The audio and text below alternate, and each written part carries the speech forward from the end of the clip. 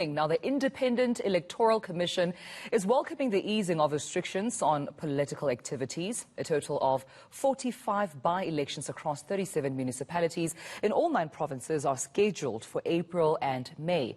Now, the Commission says it will use this to test its systems and protocols ahead of the local government elections scheduled for later on this year. So let's discuss this even further with Deputy Chief Electoral Officer, that's Mr. Mawethu Mosery, who joins us now from Durban. Mr. Mosery, thank you so much for your time and good morning to you. Now, I suppose you do welcome alert level 1, not only because obviously people have more freedom, but also because last year between, I understand, November and December during level 1, you do say that you had a success in the by-elections then. So you do foresee that the same would happen this year as well under the same level 1 regulation.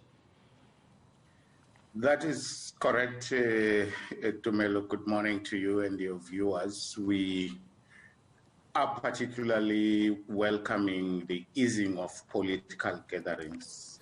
Safe to say that there are still some restrictions in terms of any gathering, but political parties would now be able to campaign and reach out to the voters.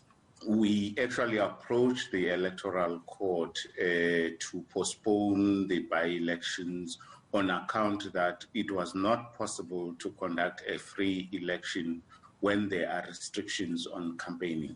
So the easing of political activities and gatherings allows political parties to go ahead and do that. For us, we have accepted that we will conduct the general elections under the COVID-19 environment, and therefore basic preventative actions that should be taken by individuals and institutions to ensure that there's no transmission of the virus when we conduct elections are very important to us.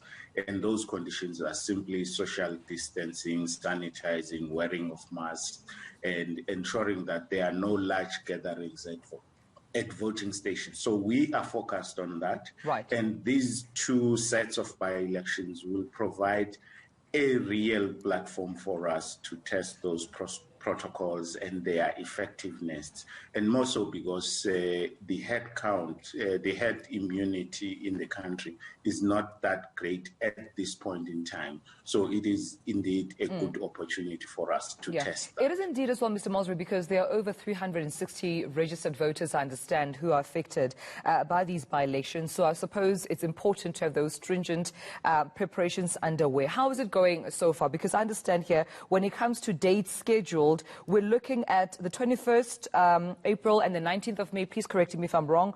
Or are there different days with which you'd like to notify the public about? It is those 2 dates. We have, as you have indicated, 45 by-elections. 24 of them are proceeding on the 21st of April, and the balance proceed in May on the 19th of May. And we are working then in ensuring that we have first a registration weekend for all of them on the 13th and 14th of this month, to ensure that we give an opportunity to voters who are not registered, to voters who have not given us an address, to voters who have changed their residence to go and provide those kinds of details for us. But it also provides us an opportunity on how we distribute our materials, in particular a new item in electoral materials, which is protective clothing or equipment for our staff members who work at voting stations.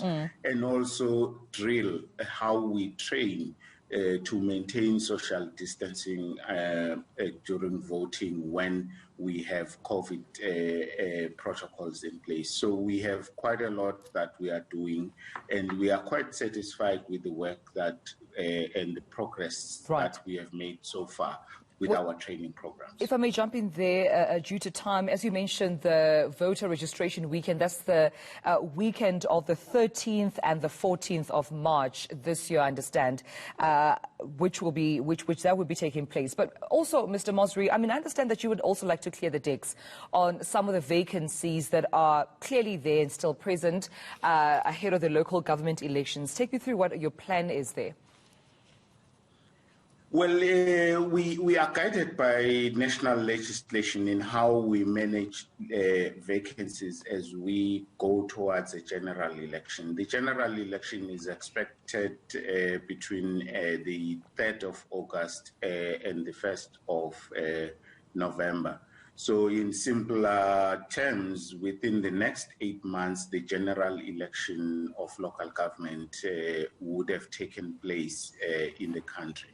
And the law that we have directs us that when vacancies occur 6 months to the last day possible for a general election to take place, a by-election must not be held. So if we take the 1st of November, it gives us the 1st of May. But the trick here for all of us, Tumelo, and the viewers, is that it is a vacancy occurring after the 1st of May where we would not hold a by-election. But for all vacancies that we have now, right, and those that are still to occur in the next 6 to 7 weeks, we must still hold a by-election. So it is very likely that in July, we would still be filling vacancies in local government.